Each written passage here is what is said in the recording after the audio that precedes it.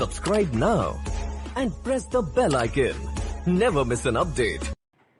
नमस्कार दोस्तों, स्वागत है आप सभी का स्टडी विद भूषण के यूट्यूब चैनल पर। अगर आप शिक्षक भर्ती 2021 की तैयारी कर रहे हैं तो यह वीडियो आपके लिए बहुत ही हेल्पफुल होने वाली है। आज का हमारा टॉपिक है पर्यावरण एवं सामाजिक विज्ञान। ये दूसरा एपिसोड है। इसमें हम देखेंगे टॉप 40 क्वेश्चन जो आपके एग्जाम के लिए बहुत ही हेल्पफुल होंगे। बढ़ते हैं क्वेश्चन की तरफ। ये रहा पहला क्वेश्चन आपके सामने। इनमें कौन सी गैस हमें सूरज की घातक किरणों यानी परावैंगनिक किरणों से रक्षा करती है? Carbon dioxide, nitrogen, ozone, oxygen.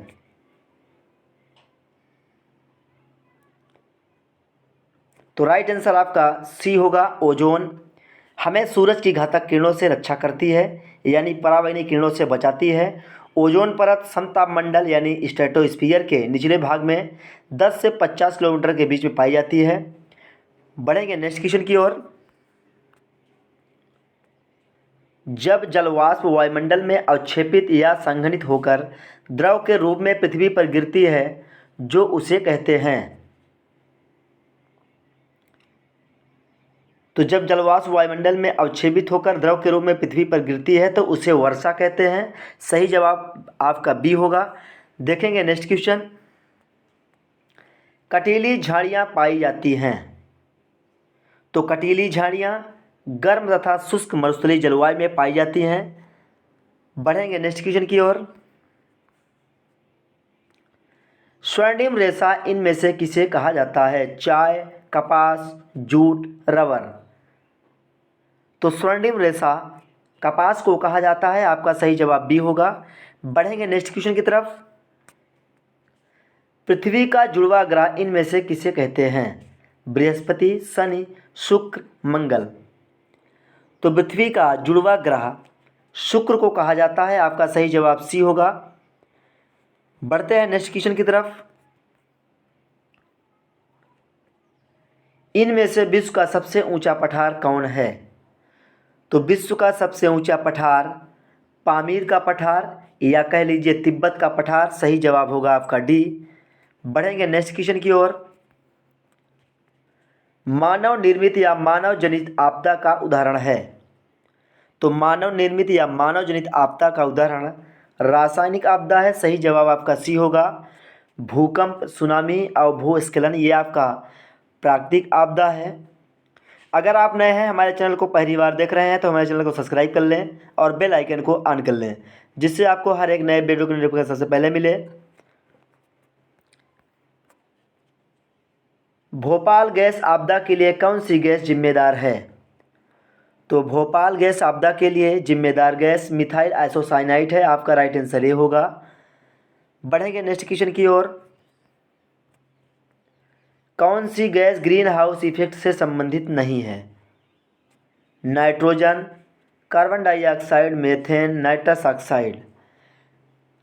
तो ग्रीन हाउस इफेक्ट से संबंधित गैस नहीं है तो आपका ऑप्शन ए सही जवाब हो जाएगा, नाइट्रोजन। बढ़ेंगे नेक्स्ट क्वेश्चन की ओर। समुद्री प्रदूषण के कारण नष्ट हो रहे हैं। भूमध्यरेखीय वन, पतझड़ वन, कोणधारी वन, मैंग्रोव वन। तो समुद्री प्रदूषण के कारण मैंग्रोव वन नष्ट हो रहे हैं। आपका सही जवाब डी होगा। बढ़ेंगे नेक्स्ट क्वेश्चन की ओर। भारत का राष्ट्रीय पशु है हाथी, शेर, बाघ, मोर। तो भारत का राष्ट्रीय पशु बाघ है। आपका सही जवाब सी होगा। आशा करता हूं कि आप सब लोग अच्छे होंगे और अपने घर पे होंगे क्योंकि इस समय कोविड-19 बहुत तेज़ी से बढ़ रहा है। तो आप घर से बाहर ना निकलें, घर पर रहें।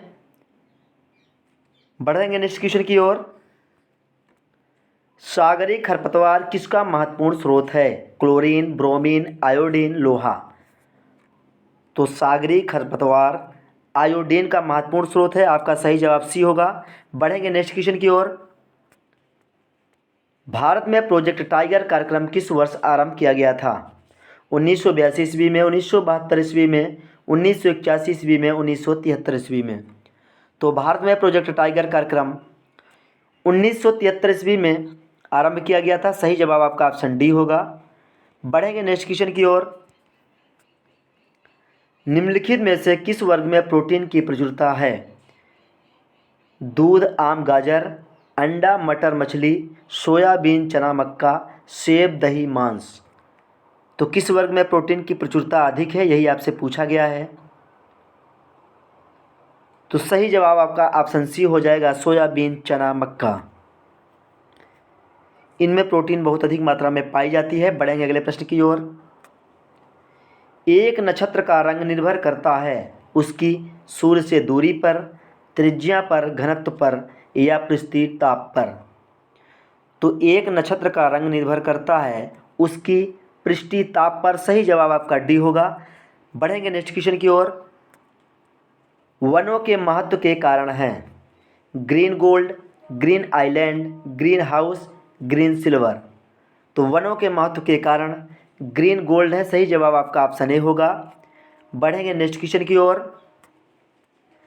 पृथ्वी का अपमार्जक कौन है? जीवाणु व कवक, मृदा या जल, पशु या पक्षी।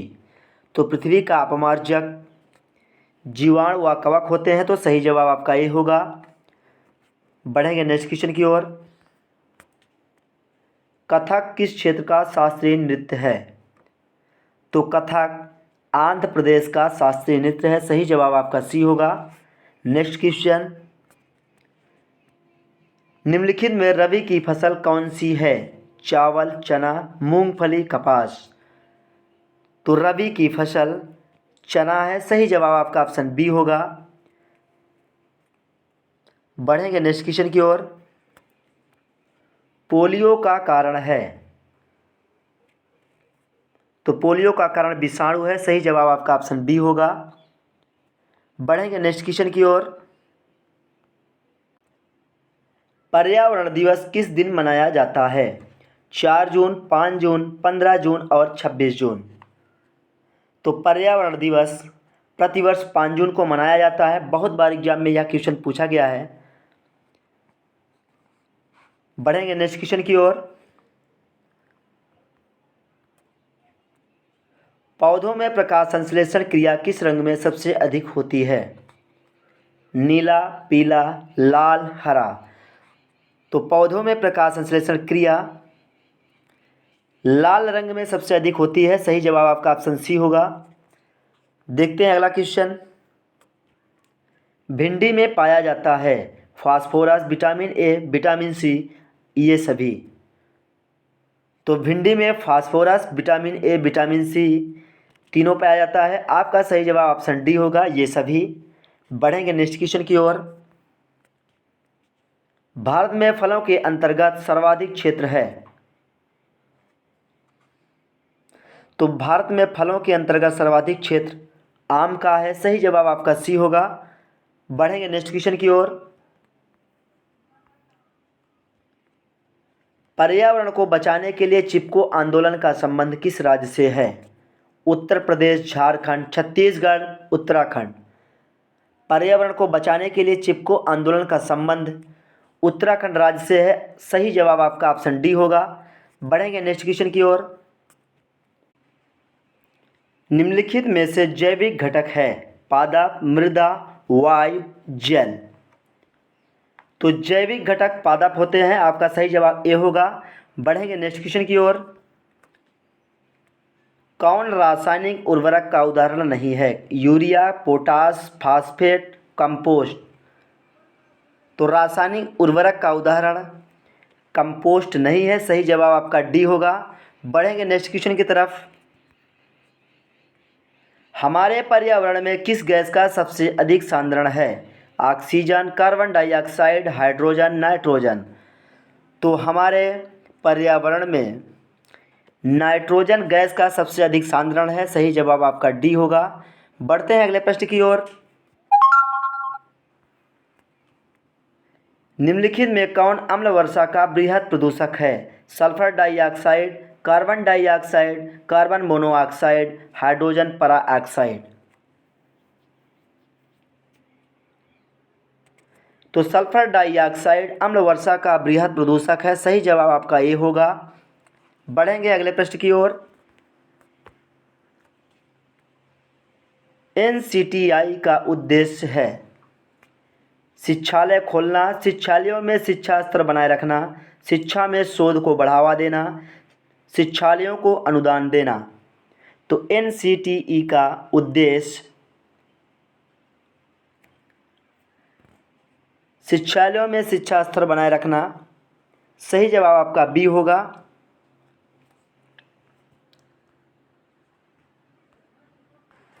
बढ़ेंगे अगले प्रश्न की ओर। हमारे देश में वन महोत्सव दिवस मनाया जाता है 2 अक्टूबर को, 1 जुलाई को, 10 अगस्त को, 1 दिसंबर को। तो हमारे देश में वन महोत्सव दिवस 1 जुलाई को मनाया जाता है। सही जवाब आपका बी होगा। बढ़ेंगे नेक्स्ट क्वेश्चन की तरफ। जल जनित रोग है अतिसार, छोटी माता, रक्ताल्पता, मस्तिष्क ज्वर। तो जल जनित रोग आपका अतिसार है। सही जवाब ए होगा। बढ़ेंगे नेक्स्ट क्वेश्चन की ओर। वायु प्रदूषण का कारण है कीटनाशक, सीवेज, धुआं, ध्वनि विस्तारक। तो वायु प्रदूषण का कारण धुआं होगा। आपका सही जवाब सी है। बढ़ेंगे नेक्स्ट क्वेश्चन की तरफ। निम्नलिखित में किससे कुनैन नामक दवा प्राप्त होती है? Money plant, cinchona plant, eucalyptus, aconite plant. तो कुनैन नामक दवा सबको पता होगा सिनकोना प्लांट से प्राप्त होती है। सही जवाब आपका बी होगा। बढ़ेंगे नेक्स्ट क्वेश्चन की ओर। 71% पृथ्वी का तल ढका हुआ है भूमि से, हवा से, जल से, कोयला से।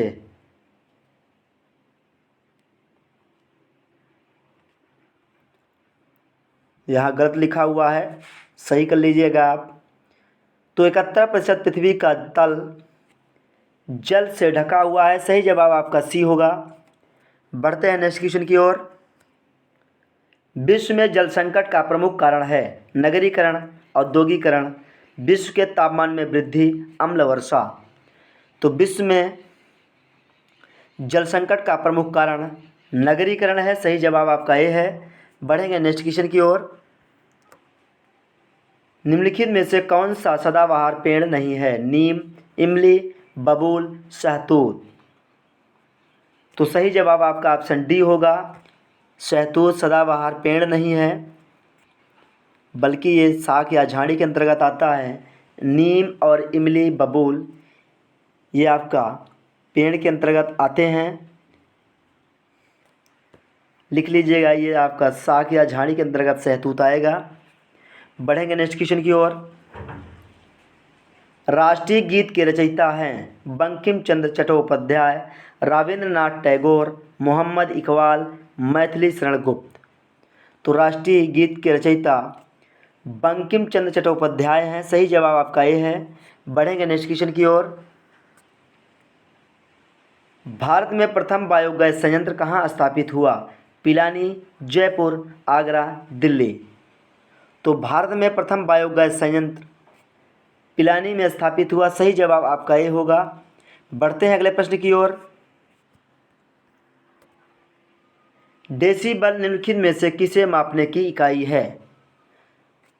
गहराई, ध्वनि, तापमान, वायुदाब। तो डेसिबल ध्वनि मापने की इकाई है। सही जवाब आपका ऑप्शन बी होगा। तो इस तरह आपके टॉप 40 क्वेश्चंस पूरे होते हैं। आपका कितना सही हुआ आप अपना जवाब कमेंट बॉक्स में ज़रूर करें। मिलेंगे नेक्स्ट वीडियो में। Thank you for watching.